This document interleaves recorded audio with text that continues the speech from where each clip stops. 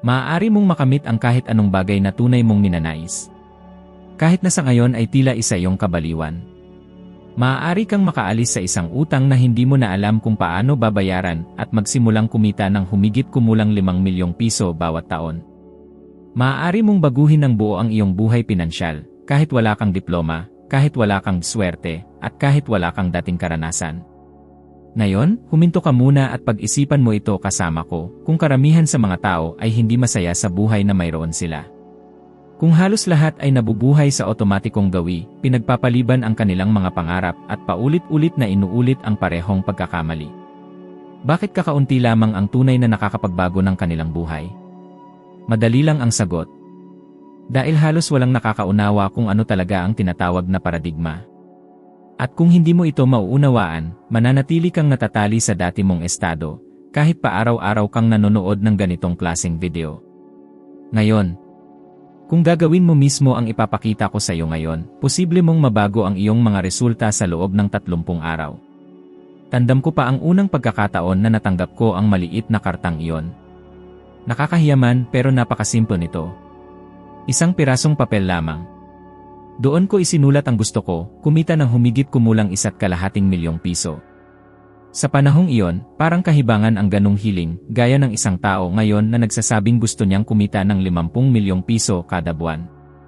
Noon, ang kita ko ay nasa 240,000 piso kada taon, pero may utang akong mahigit sa 360,000 piso. Mabigat, masikip at tila imposible ang lahat. Kaya ang pagsulat ng ganoong halaga ay tila gawa ng isang taong wala sa sarili. At maaaring totoo nga yon. Pero pagod na ako para kumontra. Malinaw ang utos, isulat mo kung ano ang gusto mo, itago mo sa bulsa mo, at basahin mo ito araw-araw. At kahit hindi ko pa ito lubos na pinaniniwalaan, ginawa ko pa rin. Binasa ko ang kartang iyon ng paulit-ulit hanggang halos masira na ito. Kinailangan ko itong balutin ng plastik para hindi ito maglaho sa buhay ko. Sa simula, hindi ako naniwala sa numerong iyon. Pero naniwala ako na yung taong nagbigay sa akin ng kartang iyon, siya ay naniniwala. At sapat na yon para makapagsimula ako. At marahil ikaw ngayon ay nasa ganitong kalagayan. Nakikinig pero may alinlangan. May duda. Pero tanungin mo ang sarili mo ng tapat, kailan ka huling nagsulat ng isang layunin na tila imposibleng maabot? Ikaw ba ay kabilang sa 75% ng mga taong nabubuhay sa nakagawian, o kabilang ka sa 5% na may lakas ng loob na mag-isip ng iba? Ang simpleng pagsulat ng numerong iyon ang nagsindi ng unang apoy sa loob ko. Doon nagsimulang matanong ko ang lahat, paano kung posible ito? Sinimulan kong tingnan ang papel na iyon bilang bintana patungo sa ibang mundo. Isang mundo kung saan ako ang may hawak ng kontrol. Hindi ito mahika. Ito ay reprogramming ng isipan. Ito ay paulit-ulit na aksyon. Ito ay paglikha ng bagong katotohanan sa loob ko. Sa bawat pagbasa ko ng kartang iyon, paulit-ulit kong itinatanim ang parehong binhi. At gaya ng kahit anong binhi na inaalagaan ng maayos, ito'y nagsimulang tumubo. Nakakagulat, ang unang layunin ko, yung halos 1.2 milyong piso, hindi ito dumating sa paraang marinal. Wala itong kinalaman sa matalino o makabagong negosyo. Nagsimula ako sa paglilinis ng sahig. Totoo. Kumuha ako ng timba, basahan, at nagsimula akong maghanap ng mga kontrata sa paglilinis. Isang maliit na opisina ay naging 2. 2 ay naging 10. At sa loob lamang ng maikling panahon, kumikita na ako ng mas malaki kaysa sa kahit anong dating trabaho. Pero hindi iyon ang mahalaga. Hindi ang kung ano ang ginawa ko, kundi ang dahilan kung bakit ito gumana. Gumana ito dahil binago ko ang direksyon ng aking atensyon. Tumigil akong magtuon sa kung anong wala ako, at nagsimulang mag-focus sa kung ano ang gusto ko. Ang aking subconscious ay unti-unting kinikilala ang larawan at halagang iyon. At gaya ng sinabi ko noon, hindi nito alam kung alin ang totoo at alin ang imahinasyon. Isa lang ang ginagawa nito, ipatupad. Malinaw ang larawan. Tuloy-tuloy ang pag-uulit. Kaya naging tiyak ang resulta. Ngayon, pag-isipan mo ito, ilang beses mo ba naiisip sa isang araw kung ano talaga ang gusto mo? O mas madalas mo bang iniisip ang mga bayarin, ang mga utang, at ang mga problema? Karamihan sa mga tao ay may resibo ng utang sa bulsa nila, pero ni minsan ay hindi pa nila nailagay ang sarili nilang pangarap doon. Ito ay kabaliwan. Ang pagsulat ng iyong layunin at pagdadala nito araw-araw ay tila isang bagay na walang saysay. Pero ito mismo ang bagay na halos walang gumagawa. At diyan sila na-stuck. Nabubuhay sila bilang tugon sa buhay, sa halip na likhain ang bagong realidad nila ng may intensyon. Ang buhay ay nagiging paulit-ulit na araw. Mga taon na parang kopya ng isa't isa. Pare-parehong dahilan. Parehong kita. Parehong pagkadismaya. At lahat ng ito ay maaaring sirain sa pamamagitan ng isang simpleng kilos, ang pagsulat ng layunin sa isang maliit na papel.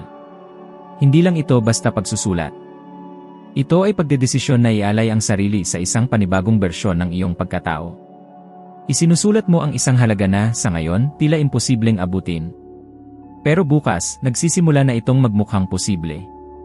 At sa makalawa, nagmumukhang hindi na maiiwasan. Magdududa ka. May isip mong kalokohan ito. Pero maaari kang magduda at kumilos pa rin. Dahil ang pagkilos, kahit may duda, ay mas makapangyarihan kaysa sa paghihintay sa kasiguraduhan. Ang sobrang kumpiyansa ay pumipigil sa kilos. Ngunit ang pagkilos kahit may pag-aalinlangan, iyan ang tunay na bumabago sa tao. Hindi ako kailanman naging pinakamatalino sa isang silid. Wala akong formal na edukasyon. Pero may isang bagay akong ginawa, sumunod ako.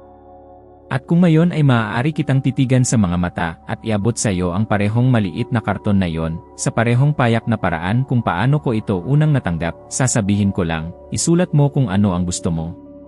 Walang mahalaga kung gaano ito kaimposibleng pakinggan. Isulat mo. Ilagay mo sa bulsa. Basahin mo araw-araw. Hindi mo kailangang maniwala agad. Pero kailangan mo itong ulitin. Ang iba pa kusa na lang darating. Kung gagawin mo ito sa mga susunod na araw at may tunay kang paninindigan, mapapansin mo ang banayad na pagbabago sa iyong pag-ugali, sa iyong mga iniisip at sa mga kilos mo. Unti-unti, makikita mo ang mga pagkakataon sa mga sitwasyon na dati ay puro problema lang. Mauunawaan mong hindi ang mundo ang kailangang magbago, ang dapat palang mabago ay kung ano ang inilalagay mo sa harap ng iyong mga mata araw-araw. Maaaring iniisip mong isa na naman itong magandang ideya. Pero itanong mo ito sa sarili mo, paano kung ito na ang tamang ideya? Paano kung ito ang matagal mo nang kulang? Handa ka bang ipagpatuloy ang pamumuhay mo sa parehong paraan, dahil lang sa iniisip mong masyado itong simple para gumana? Kung talagang gusto mong magsimula ka sa isang bagay na kasya sa isang maliit na papel. Ang susunod mong malaking layunin ay nasa pagitan ng iyong ballpen at ng iyong bulsa. Naranasan mo na bang gumising sa isang araw at pakiramdam mo ay lumipas na agad ang oras, wala ka pang nagagawa? Nagsimula ka na may mahabang listahan ng gagawin, pero pagsapit ng gabi, 2 o 3 bagay lang ang natapos mo. At napapatanong ka, paano nagagawa ng iba na maging produktibo, kumita ng malaki, at mayroon pang oras para maglakbay, mag-ehersisyo, at alagaan ang pamilya, samantalang ako, hirap na hirap panatilihing bayad ang mga bayarin.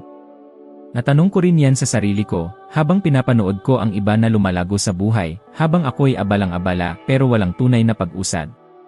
Hanggang sa narinig ko ang isang bagay na tuluyang bumago sa akin, wala ni isang tao ang may kontrol sa oras. Wala. Ang kaya mo lang kontrolin ay ang mga gawain mo. Pare-pareho tayong may 24 na oras.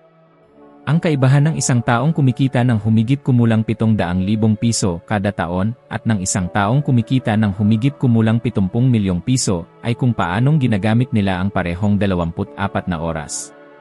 At dito makikita ang tunay na susi. Ang pananaw mo ang nagsasabi kung paano mo ginagamit ang oras mo.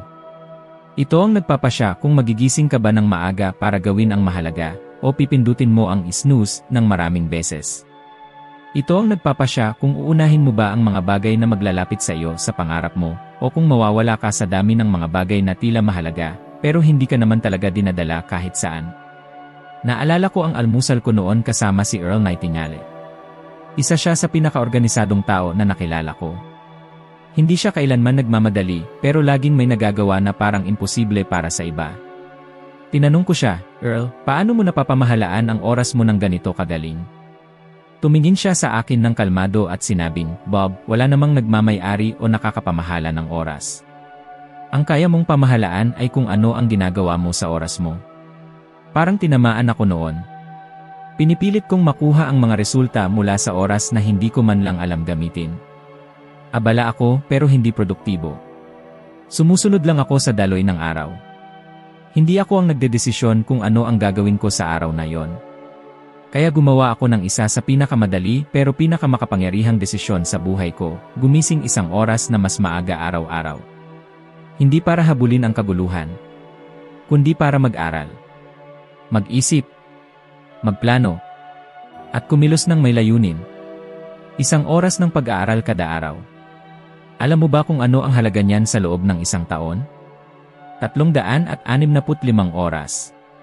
Katumbas ito ng 9 na linggo ng pagtutok, kung iisipin mong 40 oras ang bawat linggo. 9 na buong linggo ng seryosong pag-aaral, nang hindi mo na kailangang baguhin pa ang ibang bahagi ng araw mo. Kailangan mo lang gumising 1 oras na mas maaga. Isipin mo yan. Maaari kang matuto ng bagong kasanayan. Pag-aralan ang pera. Aralin ang pagbebenta, pamumuno, paghihikayat, espiritualidad, anumang gustuhin mo. Sa tuloy-tuloy na gawain, uhubugin ng 1 oras na yan ang iyong isipan, ang iyong mga resulta, at ang iyong pagkakakilanlan. Hindi ko sinasabing madali ito. Mas madaling manatili sa kama. Mas madaling manood ng isa pang episode sa Rie. Pero ang tanong, gusto mo ba ng madali o ng pagbabago? Dahil sabay, hindi mo makukuha ang dalawa. Marami ang nagsasabi, kung may mas marami lang akong oras, gagawin ko.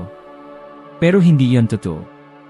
Dahil kahit bigyan ka ng mas maraming oras, malamang ay ulitin mo lang ang ginagawa mo ngayon.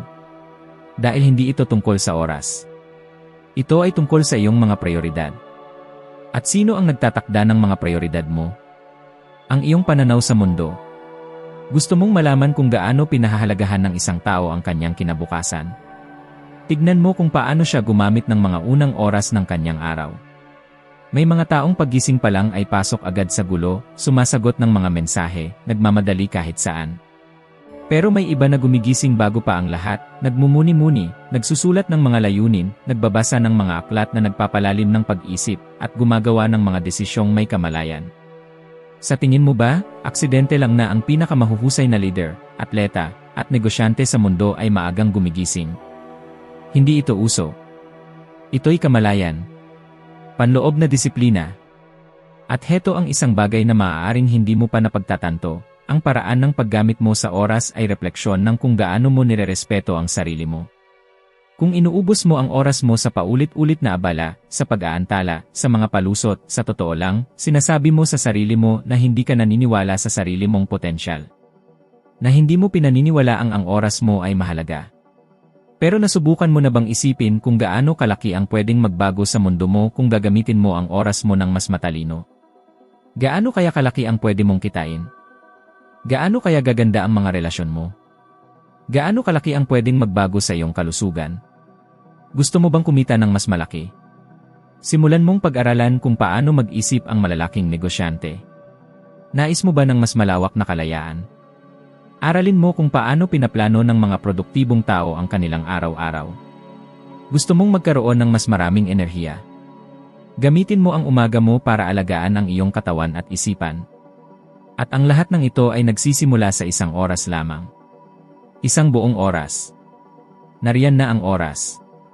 Ang kaibahan sa pagitan ng isang pambihirang buhay at ng isang karaniwang buhay ay nakasalalay sa desisyong ginagawa mo sa paggising mo. At baka iniisip mo, hindi talaga ako magaling sa routine. Hindi ako disiplinado. Ayos lang yan. Walang ipinapanganak na may disiplina. Ang disiplina ay hinuhubog.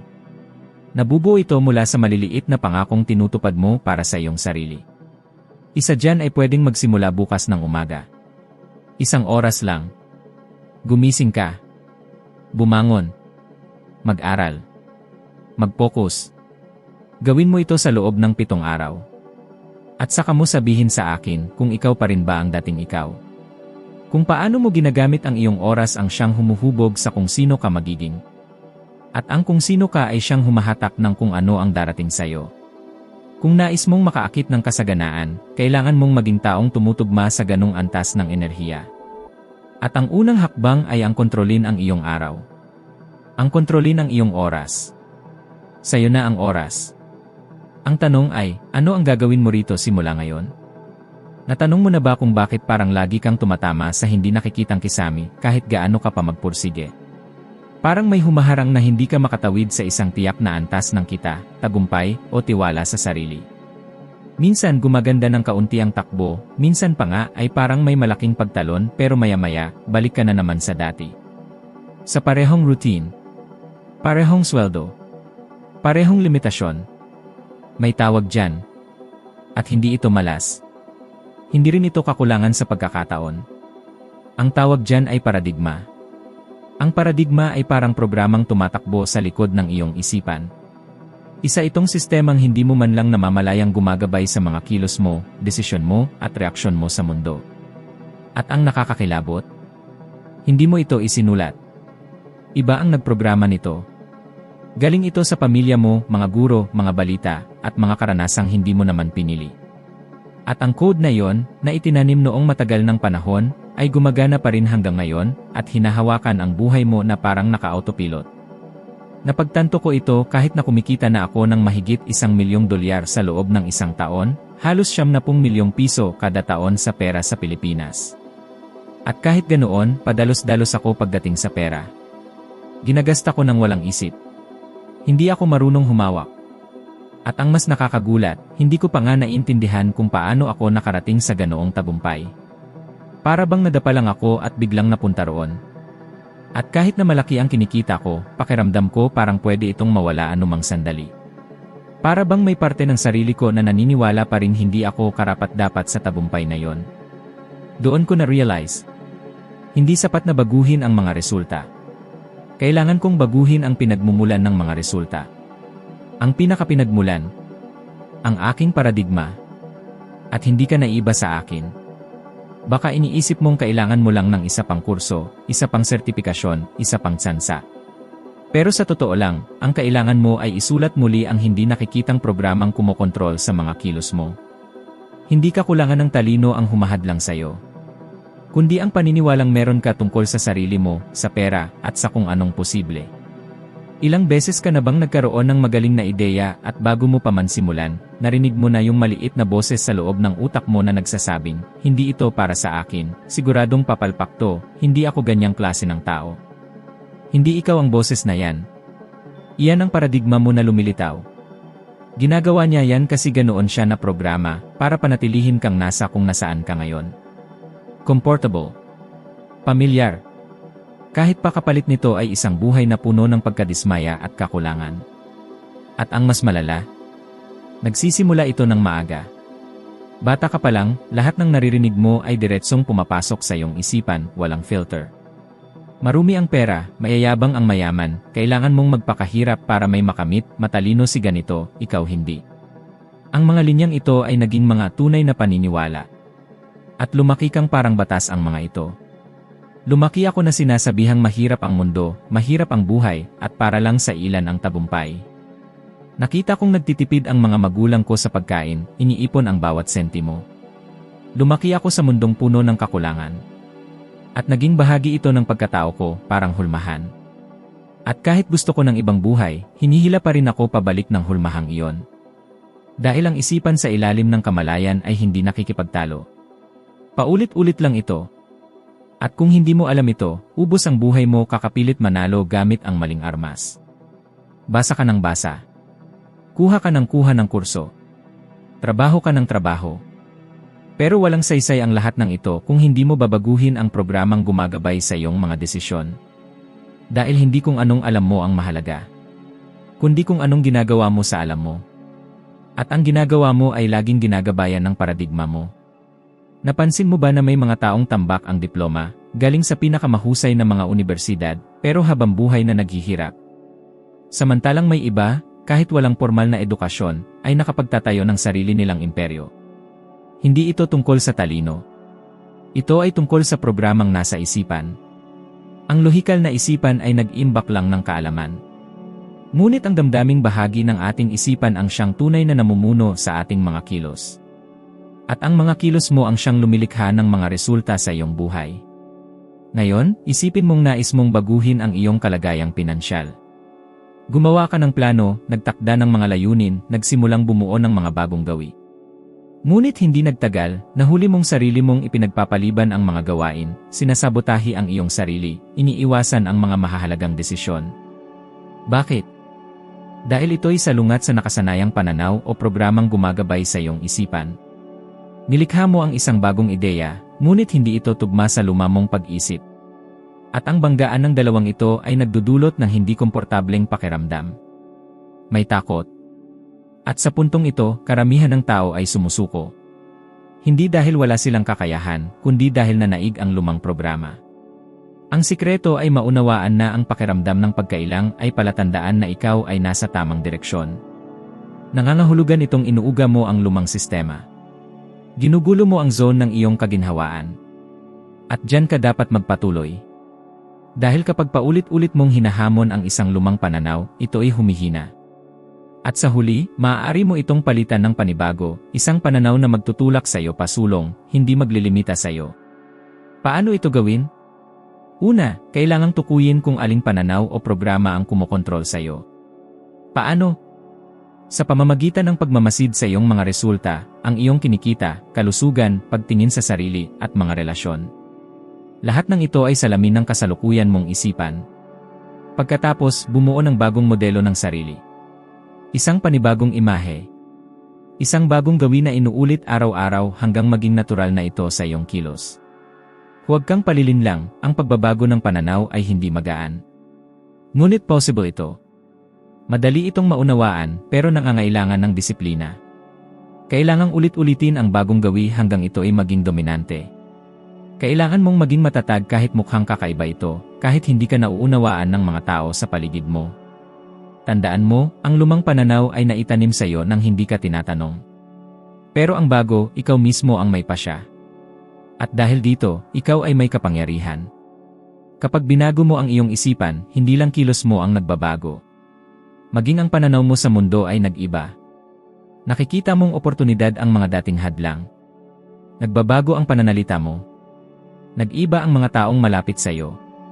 Pati ang kapaligiran mo ay tumutugon sa iyo sa ibang paraan. Parang may bagong mundo na bumubukas sa harapan mo, kahit pa ang mundo sa labas ay nananatiling pareho.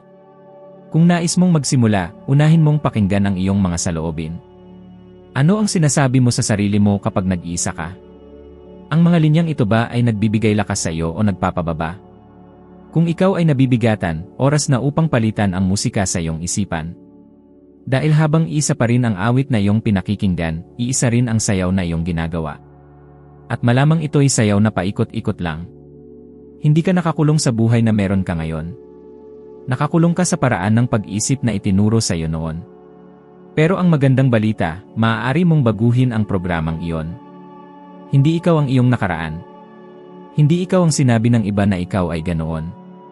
Ikaw ay kung sino ang pipiliin mong maging simula sa sandaling ito. At ang unang hakbang ay putulin ang lumang siklo, ang lumamong pag-isip, ang lumamong pananaw. Dahil lahat ng iyong minimiti, sa sandaling ito, ay nasa kabilang panig ng pader na iyon. Kung tunay mong nais baguhin ang iyong buhay, hindi sapat na maintindihan mo lamang kung paano gumagana ang proseso. Kailangan mong matutunang gamitin ang pinakamakapangyarihang kakayahang taglay mo sa loob. At ang karamihan ng tao ay namumuhay nang hindi man lang alam na mayroon sila nito. Ang tinutukoy ko ay ang imahinasyon at ang layunin. Kapag pinagsanib mo ang dalawang ito, mayroon silang kakayahang baguhin ang iyong realidad mula sa loob palabas. Ngunit ang suliranin ay pinalaki tayong magduda sa mga bagay na hindi natin nahahawakan. Tinuruan tayong maniwala lamang sa nakikita, at nakalimutan nating ang lahat ng bagay na meron ngayon ay minsang isinilang muna sa isipan ng isang tao. Lahat ay nagsisimula sa isang imahe sa isip.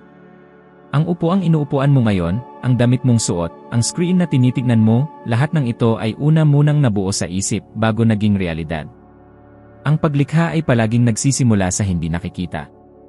At ikaw, kahit di mo pansin, ay laging lumilikha ng mga larawan sa iyong isipan. Ang kaibahan lang, karamihan sa mga tao ay lumikha ng imahe ng takot, ng utang, ng pagkabigo, ng kakulangan. At pagkatapos, nagtatanong sila kung bakit paulit-ulit ang parehong problema. Simple lang, naakit mo ang anumang madalas mong iniisip na may kalakip na damdamin. Diyan pumapasok ang layunin. Ang layunin ang nagbibigay sa iyo ng kakayahang panatilihing buhay ang isang imahe sa iyong isip kahit sinasabi ng mundo sa paligid mo na imposible ito. Ito ang tumutulong sa iyong magpatuloy kahit pakiramdam mo ay gumuho na ang lahat. Nang natutunan ko ito, napagtanto kong hindi kakulangan ng pagkakataon ang humahadlang sa mga tao, kundi kakulangan ng kontrol sa kung ano ang pinapayagang manatili sa kanilang isipan. Sa praktika, ganito ito, pumili ka ng malinaw kung ano talaga ang nais mo. Gumawa ka ng malinaw na imahe nito sa iyong isip na para bang totoo na ito. At pagkatapos, araw-araw, ilang beses sa isang araw, balikan mo ang larawang iyon. Damhin mo ito. Magpasalamat para dito. Isabuhay mo ito sa isipan mo na parang nasa iyo na talaga ito. At kapag dumating ang mga pagdududa, dahil tiyak na darating ang mga iyon, pinipili mong huwag silang pakainin. Hindi mo kailangang labanan ang negatibo. Papalitan mo lang ito. Palitan ng tamang imahe. Ituon muli ang isip. Iyan ang tinatawag na disiplina ng isipan. Isa sa mga pinakamakapangyarihang bagay na natutunan ko ay ito, ang ating subconscious ay hindi kayang maghiwalay kung ano ang totoo sa kung ano ang matinding ini-imagine. Kaya napakalakas ng kapangyarihan ng visualization na may kasamang emosyon. Kapag binigyan mo ng damdamin ang isang imahe, tinatanggap ito ng subconscious bilang isang katotohanan. At kapag nangyari iyon, nagsisimula ng kumilos ang katawan mo patungo sa bagong resulta. Nagbabago ang iyong enerhiya. Lumilitaw ang tamang mga ideya. Dumarating ang tamang mga tao. At unti-unti, ang realidad ay inaayos ayon sa larawang binuo mo sa loob. Pero halos walang gumagawa nito. Alam mo kung bakit? Kasi sobrang simple. Minsan, minamaliit ang pagiging simple. Mas gusto ng mga tao ang komplikado, mga plano na maraming hakbang, mga estratehiyang magulo. Pero ang totoo, malinaw ang paraan ng pag-andar ng isipan. Kailangan mo lang ng malinaw na larawan at ng kagustuhang panatilihin ito ng may tiyaga. Ganito ko binago ang buhay ko. At hindi lang ang sa akin. Naalala ko ang isang dalagang naging babysitter. Wala siyang alam sa negosyo, walang kaalaman sa marketing, walang koneksyon. Pero natutunan niya ang prosesong ito. Isinulat niya ang kanyang layunin sa papel, bumuo siya ng imaheng mental, iniisip niya ito araw-araw, pinanghawakan ito ng may disiplina. Ngayon, siya ang operations director ng aming kumpanya. Isa siya sa pinakamahuhusay na utak sa estratehiya na nakatrabaho ko. Hindi ito nangyari ng basta-basta. Nangyari ito dahil nilikha muna niya ang bagong mundo sa kanyang loob bago pa man ito makilala sa labas. Sa kabilang banda, nakita ko ang mga taong sobrang talented, may mga diploma, may mga koneksyon, may mga resources pero nabigo. Mga taong may lahat maliban sa malinaw na direksyon ng pag-isip. Yung mga paiba-iba ng desisyon linggo-linggo, laging reaktibo sa paligid, pinangungunahan ng takot. Ang talento na walang direksyon ay nasasayang. At ang isip na walang imahe ay parang bangkang walang layad. Kung gusto mong baguhin ang resulta ng buhay mo, kailangan mong gumawa ng isang malinaw na larawan ng gusto mong mangyari. At hindi sapat na minsan mo lang itong isipin. Dapat maging ugali ito. Araw-araw, bago ka magsimula ng kahit ano, umupo ka sa katahimikan at isipin ang buhay na gusto mong mabuhay. Isipin mong ikaw na yon, nasa tamang lugar, kasama ang tamang mga tao, ramdam ang emosyon, kita ang bawat detalye. Habang mas buhay ang imaheng ito, mas malakas ang epekto nito sa iyo. Ganito mo binabago ang frequency ng iyong pagkatao. Ganito mo inaakit ang mga sitwasyong tumutugma sa imahe sa iyong loob. At ito ang mahalagang bahagi, hindi mo kailangang maniwala agad. Sa simula, lalaban ang isip mo. Sasabihin nito na kalokohan ito. Ipapaalala nito ang laman ng iyong bank account. Iungkat ang mga alaala ng kabiguan para patunayang hindi mo kaya. Pero tandaan, ang boses na iyan ay bahagi ng dating pattern mo. At sinusubukan lang nitong mabuhay pa. Hindi mo kailangang makipaglaban dito. Ang kailangan mo lang ay manatili sa bagong larawan. Balikan ito sa tuwing darating ang takot. Ginawa ko ito sa loob ng 6 na dekada. Araw-araw. Walang palya. Dahil naunawaan ko na ang tunay na pagbabago ay nangyayari sa katahimikan. Kapag ipinikit mo ang iyong mga mata at ikaw mismo ang pumili ng direksyon ng iyong buhay. At maniwala ka, ito ang pinakamakapangyarihang desisyong pwede mong gawin. Dahil sa sandaling ito, hindi ka na biktima ng mundo, ikaw na ang lumikha ng sarili mong realidad. Kaya bago matapos ang video na ito, gusto kong huminto ka saglit. Isara mo ang iyong mga mata. At isipin mo ang bersyon ng buhay mo na magpapangiti sa iyo tuwing gigising ka sa umaga. Isipin mo ng buo. Paano ka namumuhay? Saan ka nakatira? Sino ang kasama mo? Magkano ang kinikita mo? Ano ang pakiramdam mo? Isalarawan mo ang lahat. At ngayon, mangako ka sa imahen yan. Hindi bilang malayong pangarap, kundi bilang isang hindi mapipigilang katotohanan na papalapit na sa iyo. Hindi mo kailangang humingi ng permiso para mangarap ng malaki. Kailangan mo lang ng tapang para manatiling nakatuon. Dahil ang taong may disiplina na panatilihin ang tamang larawan ay laging nagiging totoo ang kanyang vision. Ang pinakaimportanteng aral na maaari mong dalhin mula sa video na ito ay ito: lahat ng hinahanap mo ay nagsisimula sa loob ng isip mo. Hindi ang mundo sa labas ang kailangang magbago, kundi ang paraan ng pag-isip mo, pakiramdam mo, at pagkilos mo araw-araw. Kapag kinuha mo ang kontrol sa iyong panloob na imahe, sa oras mo, sa mga gawi mo, at sa mindset mo, ang panlabas na mundo ay kusang sumusunod at nagbabago. Simple lang pero makapangyarihan. At kung may saysay sa iyo ang mensaheng ito, ang susunod na hakbang ay malinaw. May bagong video ngayon sa iyong screen. I-click mo ito. Dadalhin ka nito sa mas malalim na bahagi ng proseso. Isa itong bagong hakbang sa iyong pag-angat. At magdadagdag ito ng 1% pagbuti sa kung sino ka ngayon. At ang 1% iyon, kapag pinanghahawakan mo araw-araw, ay nagdadala ng napakalaking pagbabago. Salamat sa pagsama mo sa akin hanggang dito. At tandaan, hinihintay kita sa susunod.